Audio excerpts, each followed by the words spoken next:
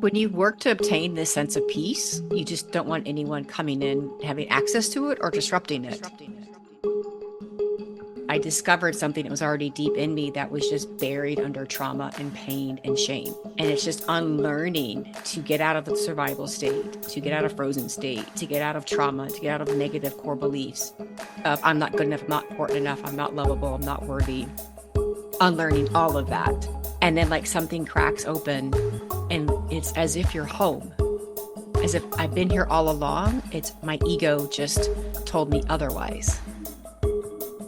I used to be in a wheelchair and blind in one eye, and I'm no longer blind and I'm not in a wheelchair.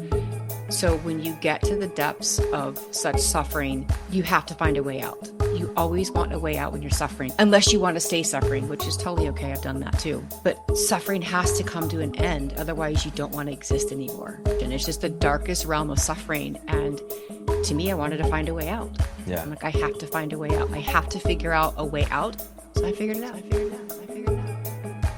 I remember thinking, oh, I'm not getting enough attention. Let me make myself a little bit sicker if I can gain it. I remember consciously making these decisions. And that is the true dark side of illness that no one's really willing to talk about, but I am. I've healed from it. I've healed hundreds, not thousands by now. When we admit to ourselves that sometimes we make ourselves worse to garner attention, you stop that old pattern. Stop that old pattern.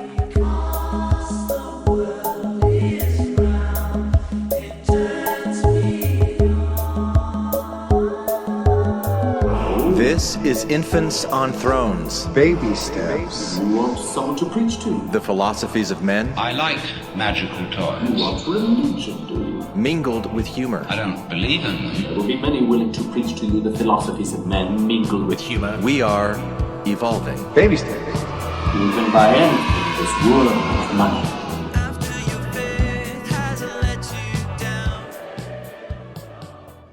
Look for the good in everything. Look for the people who will set your soul free. It always seems impossible until it's done.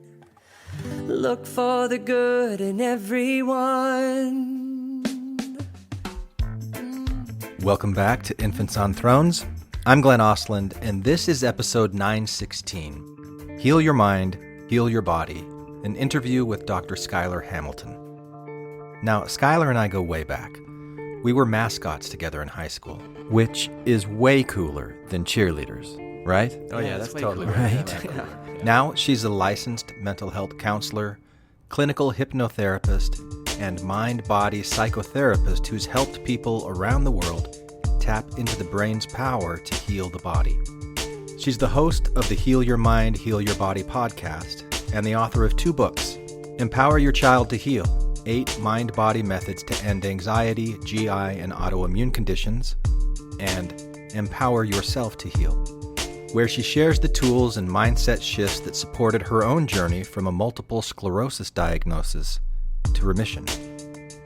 In our conversation, we catch up a bit, and then we talk about her personal healing journey, the science and stories behind psychoneuroimmunology, the subconscious mind, and how thoughts, beliefs, and emotions can influence physical health. So, whether you're here for the curiosity, the science, or maybe a bit of inspiration, I think you're going to enjoy this one. I sure did. And now, hold on to your hats and glasses. Cause this here's the wildest ride in the wilderness. Hey, sorry, I didn't even see you. Hey, there you are. Cool. It's good to see you. Good to see you too. There's part of me that doesn't want to look at this as a podcast interview, that just wants to catch up. So my plan right now is to as soon as this book that I'm working on, I've been publishing it chapter by chapter by chapter on Infants on Thrones, like every other day. And that'll go through the end of July and even into the first week of August.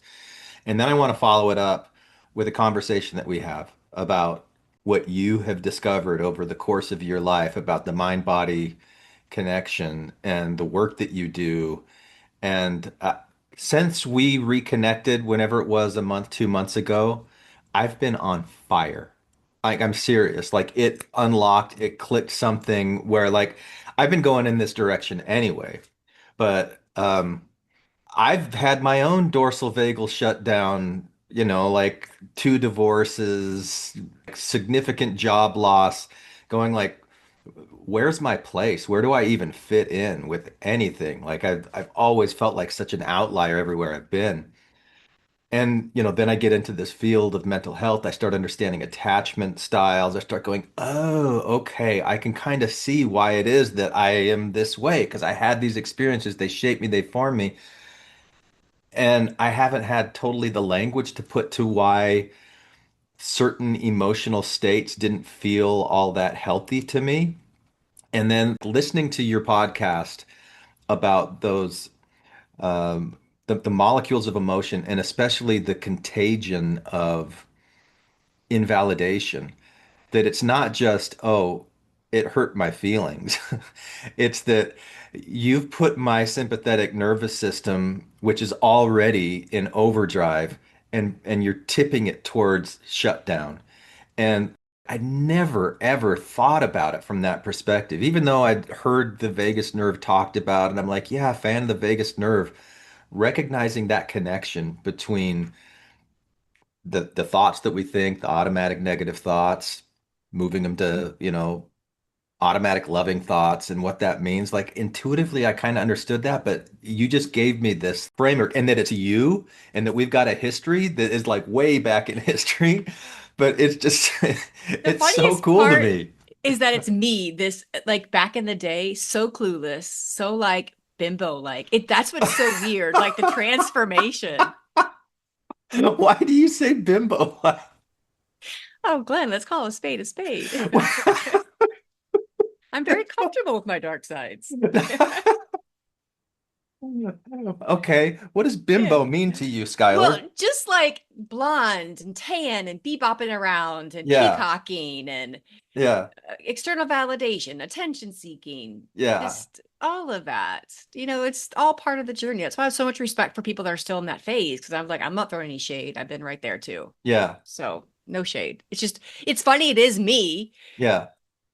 And because not, I mean, it's you with all of these years of life experience that have either, or maybe they've added in some ways, they've taken away in others, but they've just kind of like whittled you into this person that you are now. And so, like, for us to sit here and reconnect, but around this material that, like, I'm at this point in my life, like, freaking 53 years old, starting another career that I've never even felt comfortable with the word career. I don't even like career. I don't want to do that.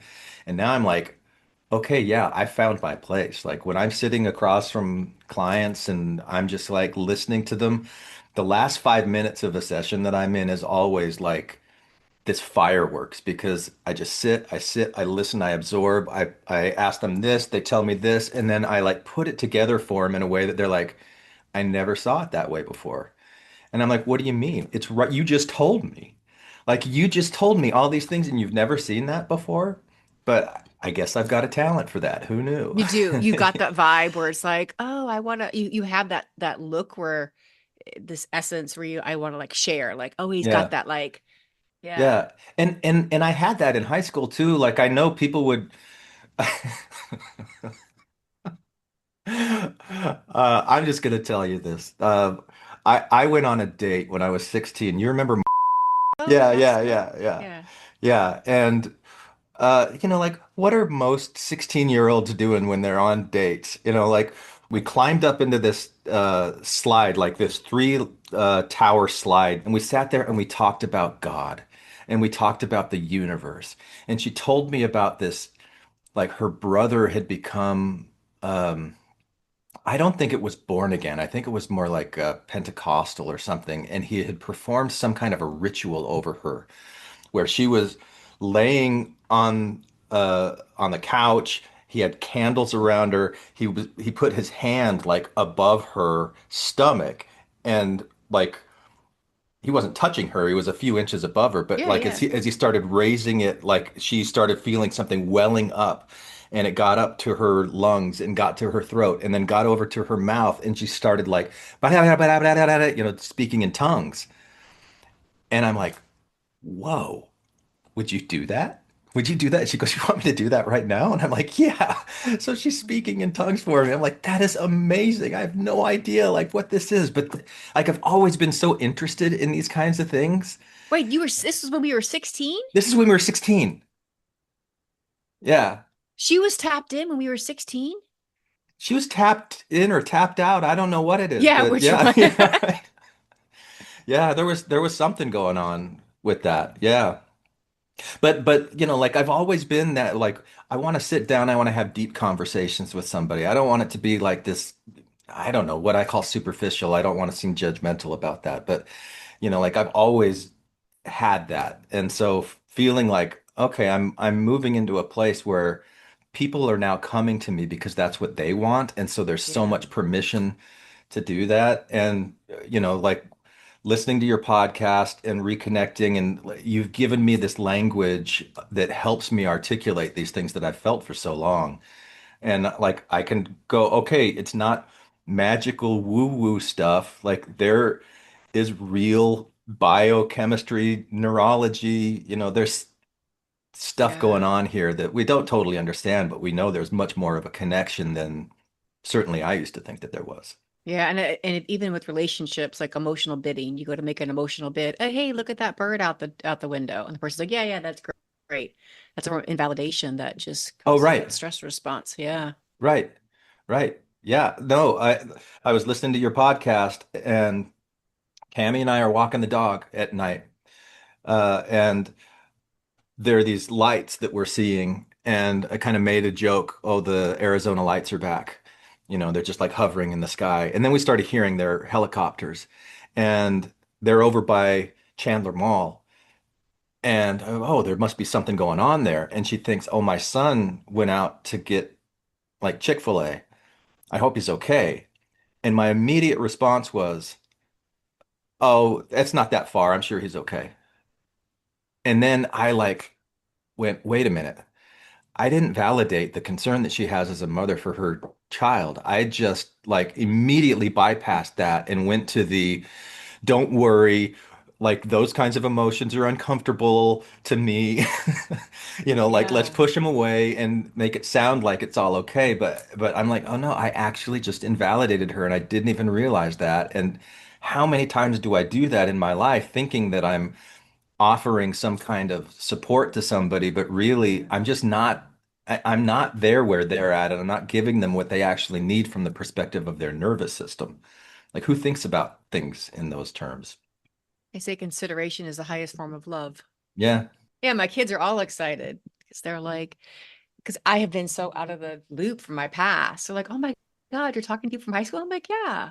Like, you've never done that. I'm like, Yeah. oh. Yeah. I think when you Cool. transform so much, you're not sure. Like, I'm just not the same person. Like Yeah. when you work to obtain this sense of peace, like this, I call it the promised land, but when you learn to obtain this sense of peace, you just don't want anyone coming in, having access to it or disrupting it. Yeah. So it's very discerning. It's a very discerning, protective energy. Well, I think we've got a really good topic now for our discussion, Skylar. I would like Okay. you to tell me your journey. How did you create this beautiful sense of peace in yourself? What was the path? What was the journey? And then the follow-up from that's how do you maintain it? But let's get there first. So it's the word that you said create had me hung up on that word. I'm like, Mm, create. I don't feel like that's the word I can springboard off to answer the question. It would be more like unlearned or discovered, mm. because create would give myself credit for it. I didn't create it, I just found it. Did that make any sense? I'd like to hear what you mean by it. So creating is this verbiage or implying that I created something out of nothing within me.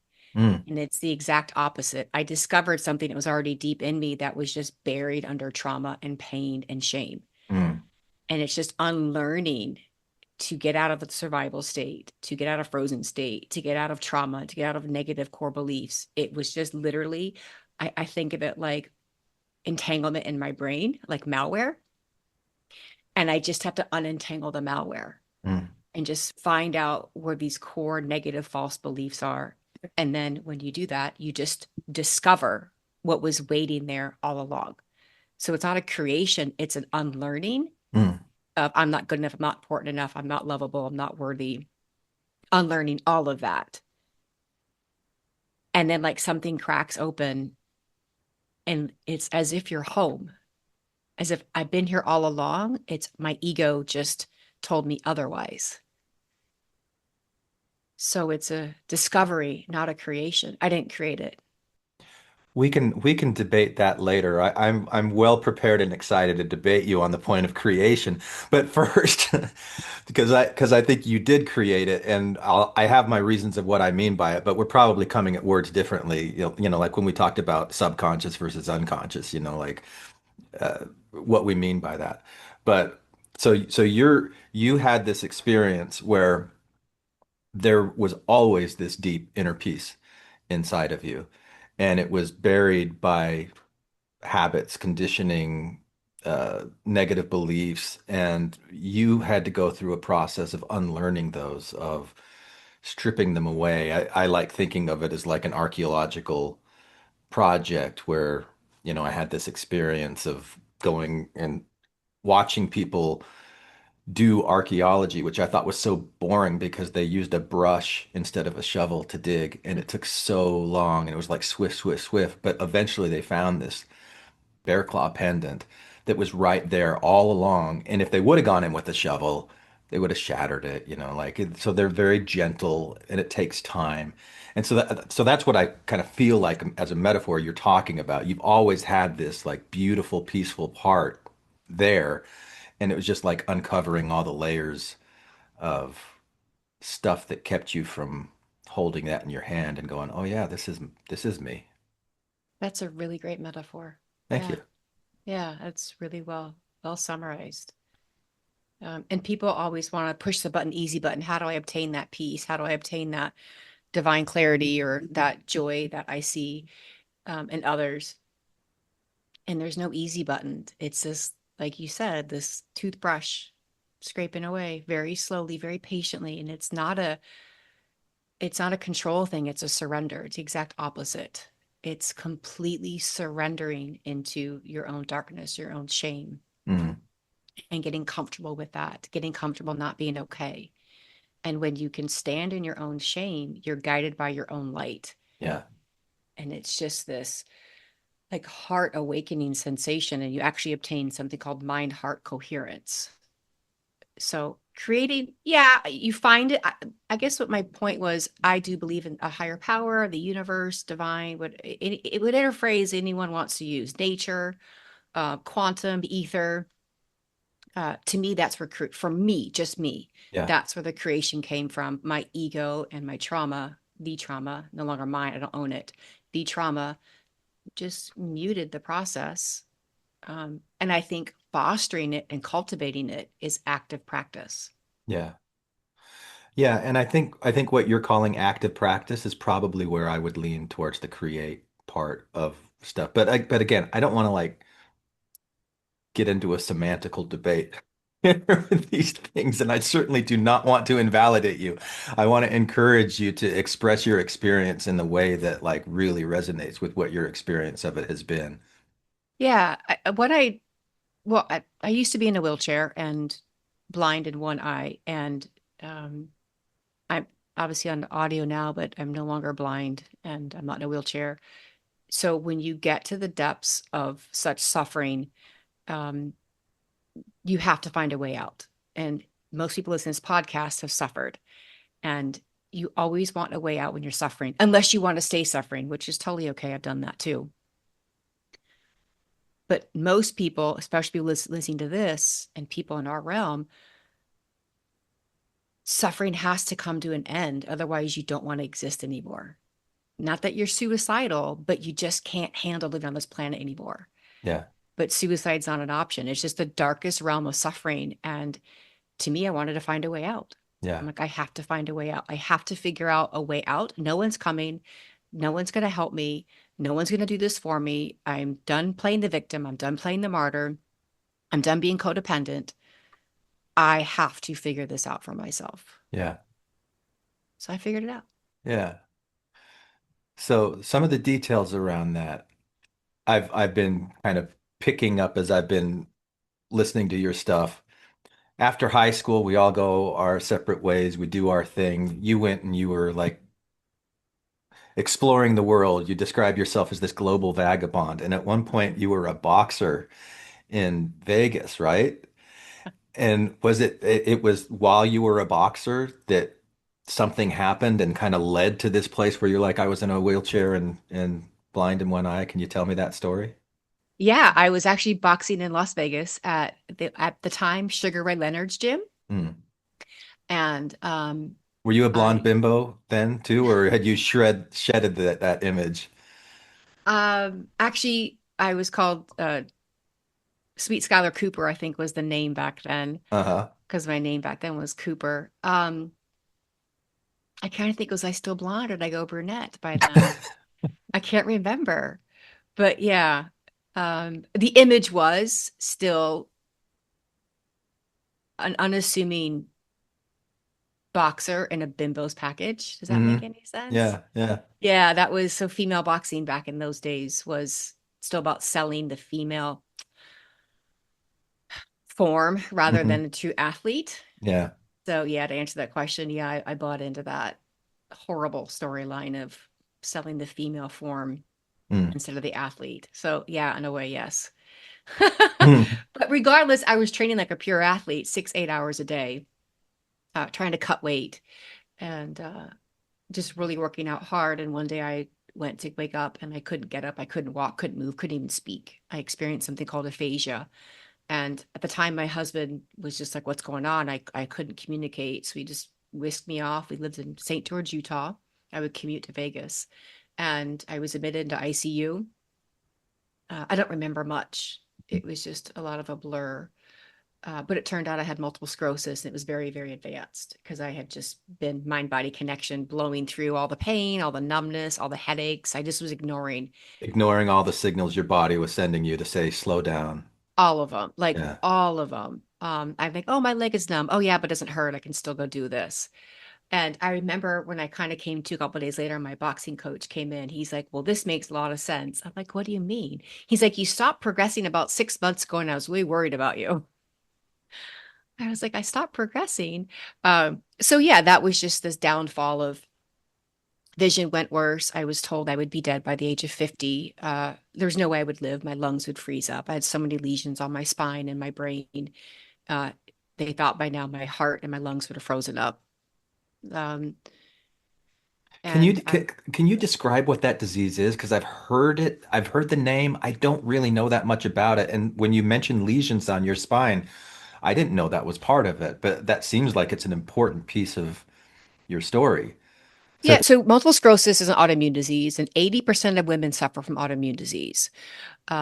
So it's just when your own nervous system attacks in multiple sclerosis, attacks the myelin sheath. It protects like the coating over electrical wiring. So this coating over your electrical wiring where your neurons are is called myelin. And the nervous system, your own immune system, excuse me, attacks this myelin sheath in the brain, the optic nerve, the spinal cord. And mine was attacking my myelin, causing these holes in your myelin sheath. Think of it like an electrical cord with a plastic coating over it. yeah. The myelin's a plastic coating, and my immune system was destroying that and causing dips and holes. So when I went through the journey of just being really sick, you're never going to have children, which by the way, I've had two. Um, I had a doctor fire me because I wanted to get pregnant. He's like, you're going to die. I'm not going to witness this. I went ahead and got pregnant anyways, didn't die. Hmm. Ended up in a wheelchair. But part of the process when I was done being sick, because I had just reached this point where I almost died from this medication from taking from MS, and no one was there to help me. So I reached this point where I was done, and I started visualizing Mario Brothers from Donkey Kong, Mario, Mm. sorry, Mm. Donkey Kong, filling in my myelin sheath, like cleaning up the hole in my brain and in my optic nerve. And that was the journey. And years later, I went to the neurologist and she says, what are you doing differently? Are you gluten free or what's happening? I just said, I'm practicing something called the mind body connection. I'm visualizing my brain healing, my spine, my vision. She said, advise against this. You need to take your medication. I said, nope, I'm not. And that was, oh, Glenn, 15. 15 years ago. Yeah, what made you do that? What made you start envisioning your own neuron wire, the myelin like insulation pieces as these Donkey Kong, like that's a beautiful visualization. It's something that you can like really relate to and go, okay, body, I want to like paint back. I want these things to rebuild. Dare I say, body, I'd like you to create more myelin. I mean, I don't want to use that word, Skylar, Really? but using your thoughts to say create more myelin, fill in these gaps. How did you like what made you even think that's something that you could do? I just thought, why not? This So is you before. hadn't read it or heard it or anything. It was just like this intuitive thing that came up through you, this divine knowing. Yeah, I was not a therapist, was not a PhD. I had no understanding of what's called psychoneuroimmunology. Yeah.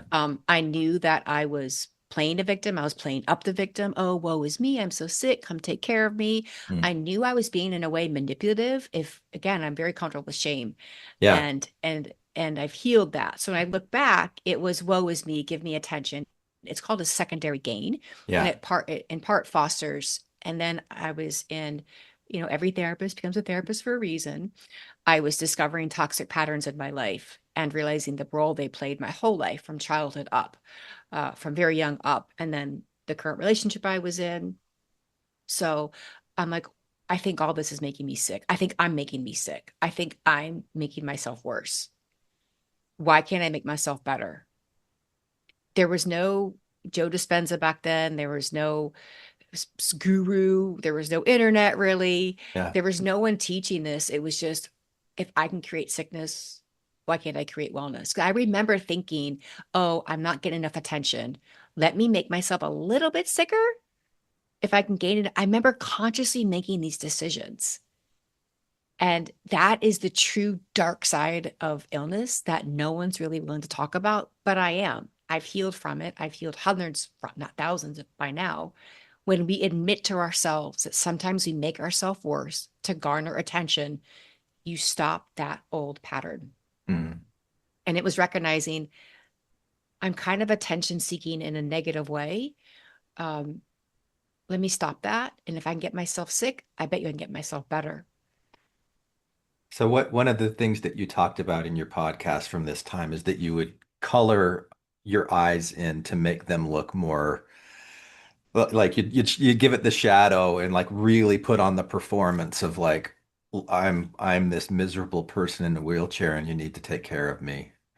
And like when Yeah. you recognized I'm doing that and that's perpetuating in myself the chemistry that's contributing slowly over time to what that autoimmune disease was, that was like a wake up moment for you.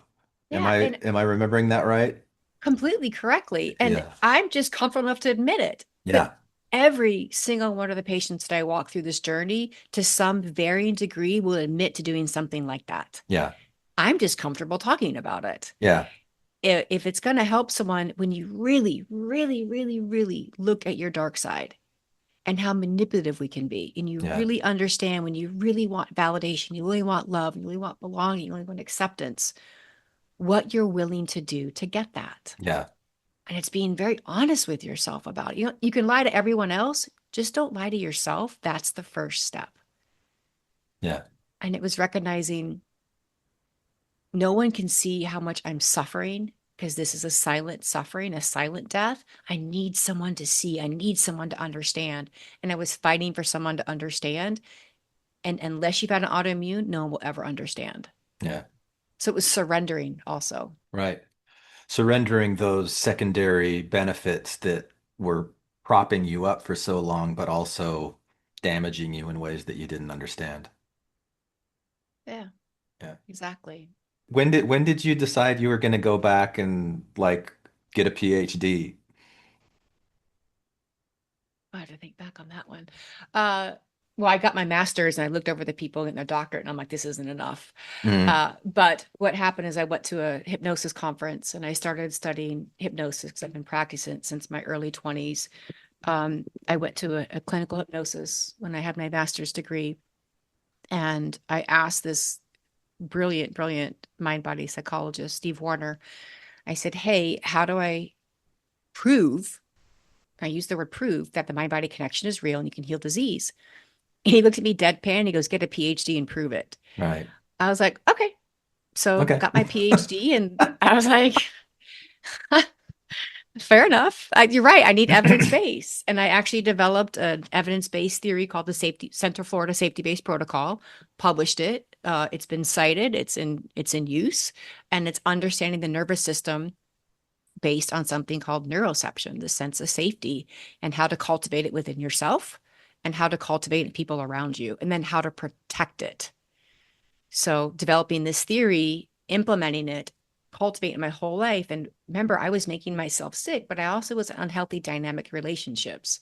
So there's no sense of safety within my body, no sense of safety with my body. My nervous system's going to go into dysregulation. It's going to turn on me and create disease. So learning how to cultivate safety within, find safety within, um, and then expand it. And then you got to protect it with discernment once you Yeah. establish it. See, and this is what I mean when I say like, I have just been on fire since, like, I've come to understand, I've been able to articulate this better. Like, this is why this idea came to me of like, okay, write this book. You're not broken, just rewiring. Because what if we started thinking about ourselves as from the perspective of our nervous systems? Like, I never really had the language to say it that way until I came across your stuff. And I'm like, oh, that's exactly what it is. Like, think about yourself as a nervous system. That's not false. It's just a different way of looking at yourself, and one that we don't really get trained on. And how does every single interaction that we have, whether we're aware of it or not, and we have much more, far more interactions that we're unconscious of, but they all have an impact. And we can see the evidence of the impact, but we interpret it in ways that we just like take us away from like really tending to our this amazing thing inside of us that, yeah. Anyway, I get Yeah. excited about it. No, you're right. So the way to summarize that is the body is a subconscious representation of the mind. Hmm. Your body, your physical body is just a representation of what your thoughts are. And you have roughly 60 to 80,000 thoughts a day. 80% of those are negative. So you have roughly 48,000 negative thoughts a day. Your body is just going to express what you're thinking. Yeah. If it's going to express it in either heart condition, chronic pain, uh, GI issues, chronic inflammation.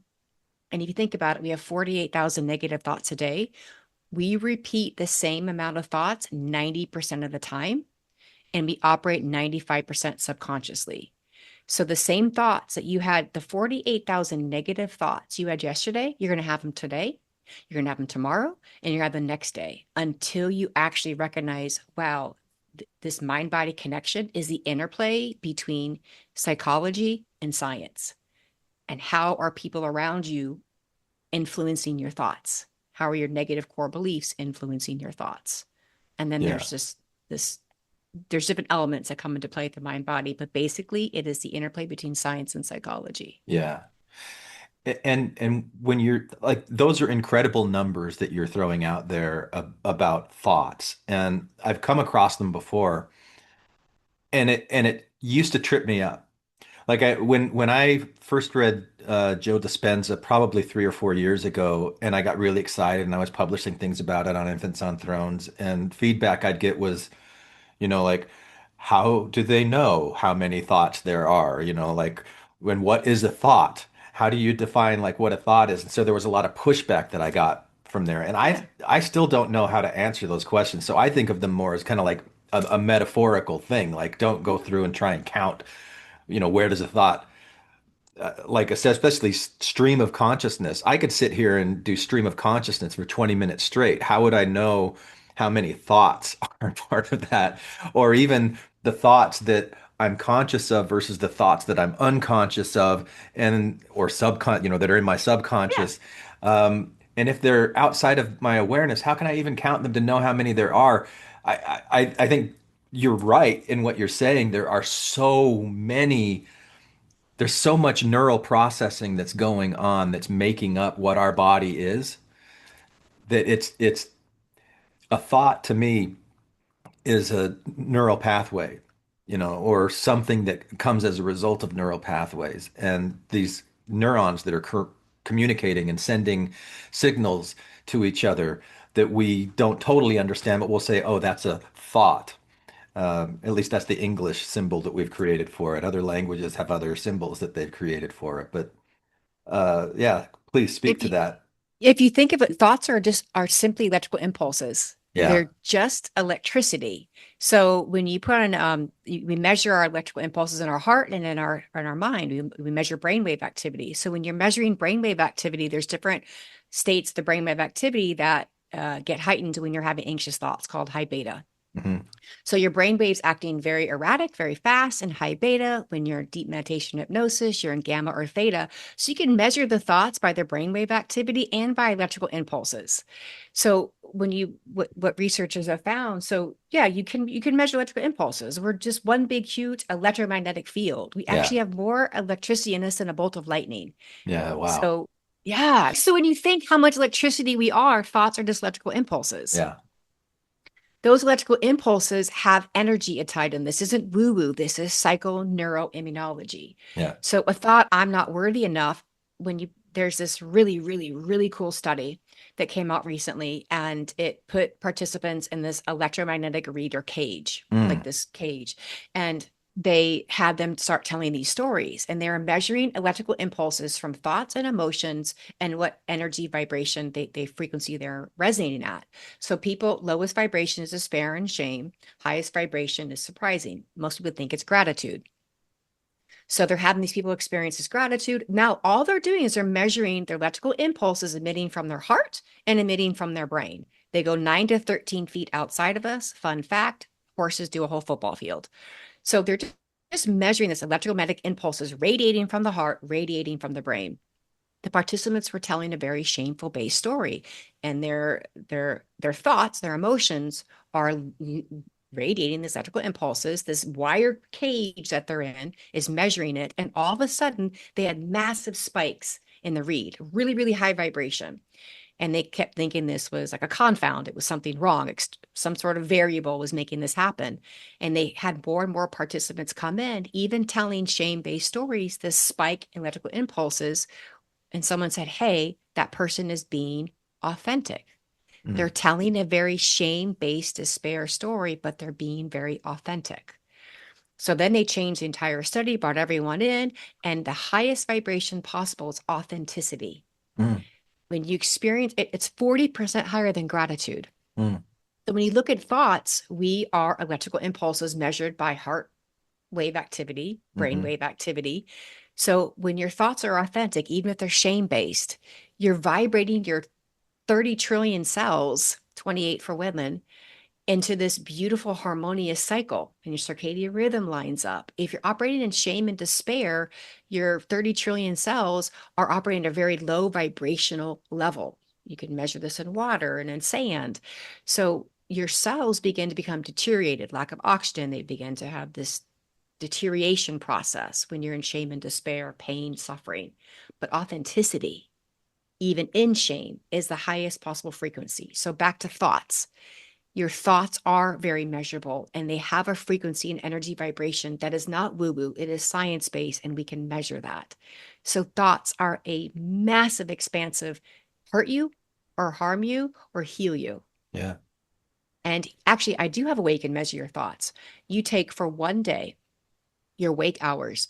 I like to use a little Inspector Gadget notepad and or your notes pad, and you write in there whenever you notice a negative thought, put a tally mark next to it. You'll have generally 10 to 13 variations of the same thought. I'm fat. I can't believe I look this way. I hate myself. And you put a tick by every one of them, and you will get a micro representation of what your brain is thinking on a macro level. Yeah. Wow. Yeah. Please send me that study. I that's amazing. Are you familiar with David Hawkins? Do you know who he is? Steve Hawkins. Yeah, David Hawkins was a psychiatrist, and and also a medical doctor and spiritual teacher. He retired in Sedona, passed away in 2012. But he wrote a book, several books. One is called Letting Go, and I forget what the subtitle is. But he created this thing that is called the map of consciousness, and he uh, gave numerical values to the emotional experiences that we have. So, like shame and guilt, like you mentioned, he's got the scale from 0 to 1,000. I like to think of it as kind of like a thermostat, actually. And at the very bottom is shame at 20. And then he gives guilt 40. And then he scales up from there, like, apathy, fear, anger, pride, and gets to like courage, which is 200. And this is a threshold for him because he says once you get to courage, that's the ability to look at yourself and accept yourself. But it doesn't stop, it goes all the way up to 1,000, like so 200, you start getting to acceptance and neutrality and joy and love. And the very top between 700 to 1,000, he calls enlightenment. And so I was thinking about that scale as I was listening to your story and where you were saying, you might think that gratitude is the highest up, but it's actually what you were saying, authenticity. And I started asking myself, I wonder if authenticity maps onto this idea of enlightenment and just boom, like I, I think that's what enlightenment is being authentic. And enlightenment is being authentic and being true. And I don't have like the shame of what I experienced that's making me put energy into hiding it. And, like I can't share this thing. And I, and as I'm doing this, all of the negative molecules of emotion that come out as a result of me putting energy into trying to hide this thing are fueling my sympathetic nervous system in a place where these living cells that are a part of my nervous system are saying, "Stop, please." Like I use the analogy when I've given this analogy with like my the guys that I work with. I lead these domestic violence groups that are court mandated. And I was talking to them about this the other day, and I'm like, if we went out to this track, we're right across the street from a junior high. If I told you to go out to the track and start running, in the winter, you don't have to do these classes anymore. You guys are going to sprint. You guys are going to run as hard as you can. I'm going to go, keep going, keep going, keep going. Eventually, you're just going to fall. You're not going to be able to sustain it. You're going to have to rest. The cells in your body, in your vagus nerve, they're the same way. They've got more endurance than you do, but they do have a breaking point. And if you keep pushing them and pushing them and pushing them and pushing them, even if it's like unconsciously with these cycles of negative thoughts that are putting you into, I've got to hide, I've got to protect myself, there's a threat out there, that eventually you're going to go into this shutdown where those cells are just going to say, all right, we're laying down, we can't do this anymore. And then what happens to everything that vagus nerve has evolved to do? Those signals, the way that it's maintaining balance in your body. Your body is really adaptive and it finds other ways to do it, but those other ways are what you talked about before with like autoimmune disease and other things like that. Things start shutting down and it has this impact. So seeing like the connection of all these things where authenticity slash enlightenment is, oh, okay, I do feel this shame. I'm not going to put energy into trying to push it down. I'm not going to put energy into trying to deny it. Like maybe I legitimately can't see it because my subconscious, my unconscious has gotten so good at protecting me from these things that make me feel uncomfortable that I don't even know that it's there. So swift, swift, swift, swift. I just need to keep living life, and life is gonna shape me. And eventually I'm gonna get that bear claw pendant under there that's buried in all this shame. But anyway, No, that's what, yeah. I like how you said the courage, because when you Yeah. it really, to kind of summarize it, when you have the courage to face your shame, Mhm. when you stop lying to yourself, that is when you switch from victim martyr to the sense of survivor, and Yeah. survivor is accountability for self. And I absolutely 100% subscribe to authenticity as enlightenment. Yeah. To me, it's the absolute. They're one and the same. Um, but here's the thing about authenticity. You are still getting a version of me. You are getting an authentic version of me, which I'm willing to present to you. Am I going to pass gas and burp in front of you? No, Glenn, I'm not. So you are still getting, if I'm authentically going to really stand in this, you're still getting a mask of me. You're not getting all of me, like something my children would see. It's even knowing when I'm working, people are still getting a very authentic version of me, but also with a clear mask on. Mm-hmm. It's when you truly, and I am nowhere near enlightened. I all I know is I know nothing. That's the only thing I know to be true. I know nothing. I have no certainty. That's the Yeah. only thing I know, which is nothing. But I am comfortable enough knowing that I have to present a mask in order to be the professional, whatever, Dr. Yeah. Skyler. What my kids see is the most raw, authentic version of me. What Yeah. you're going to see is still a presentation, but I'm going to authentically present to you what I'm willing to show you. Yeah. Like I won't hide my trauma. I won't hide my, well, some of the skeletons I'll hide from you, but I won't hide from myself. So Yeah. That's a wise move, I would say. yeah, when we talk about authenticity, we have to also be really real. You're Yeah. still getting a mask of me. Yeah.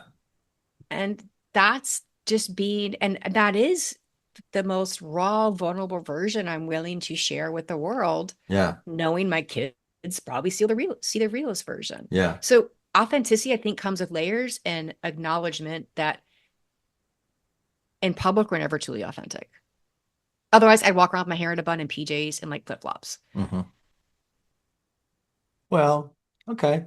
I mean, I like debating over terms and things like that and finding things that people say and going, yeah, but and that's because I was raised by a lawyer. You know, I was raised by a lawyer and I went to graduate school twice, and so I've got this kind of like I'm going to argue and nitpick at terms. But so I would say that this mask that you are creating intentionally is based on your values of authenticity.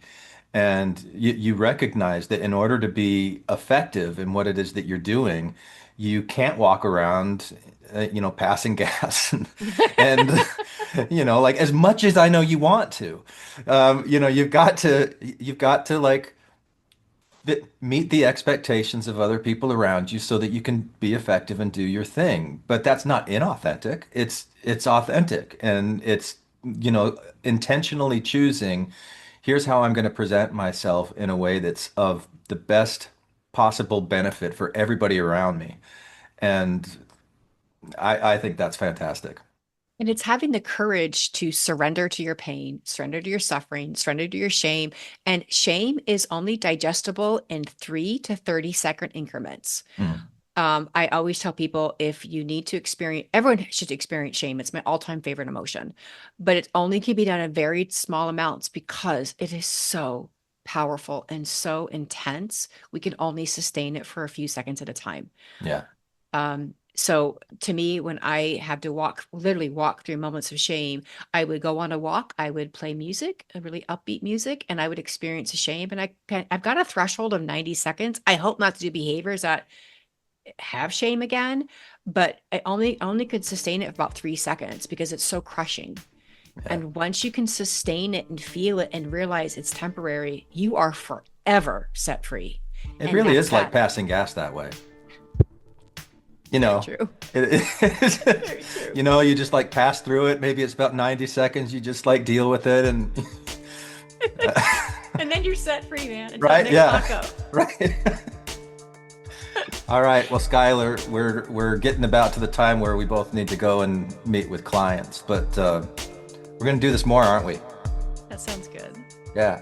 Yeah. Let me know when you've got some time, and let's keep doing this because this is awesome. It was Love fun, it. Glenn. Thank Yeah. you. I had Yeah. fun. Take care. All right. Talk to you soon. Thanks. Bye. Bye. Thank you for listening to Infants on Thrones.